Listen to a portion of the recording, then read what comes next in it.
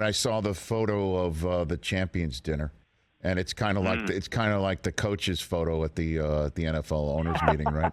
Where you're Yeah, just like that's looking great. at who's standing where and who's sitting where and all of that stuff. But is this like Fight Club? Do you hear stories about, hey, this happened last night, that happened last night, anything like that? Did you get anything like that from the champions dinner at all? Fight Club's a great analogy because I believe that group understands what it is to be in that group, and when they speak of the night, it's typically in vague. Oh, it's great. So and so is telling them great stories. You know what I mean? Like you don't get the details. Like the old line about like what happens in Vegas stays in Vegas. That's a lie, because every great Vegas story you tell your buddies in very specific, lurid details, right? You give chapter and verse. Yes. Here's what happened, and then this happened, then that happened. Yes. It doesn't stay in Vegas. But what happens in the Champions Dinner, that mostly remains in that room.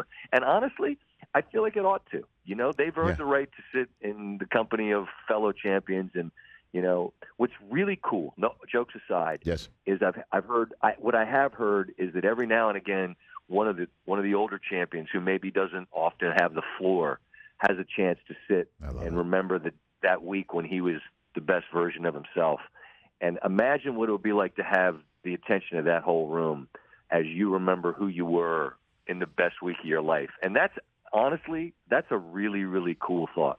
Now, it is the only equivalent I have for that is the Pro Football Hall of Fame. When they welcome in the new class, they have a luncheon. It's called the Nitschke Luncheon because Ray Nitschke would hold it for all the returning Hall of Famers to welcome in the new class.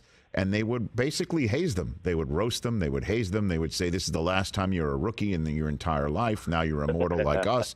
And then once Ray Nitschke passed away, it was Deacon Jones who ran the room. I believe it's now Willie Lanier who does it. He's much more statesman-like. But that they would stand up, and all the new class of Hall of Famers would stand up and speak. And so would the returning class of Hall of Famers and speak. And I just don't know if there's a moment like that at this Champions Dinner.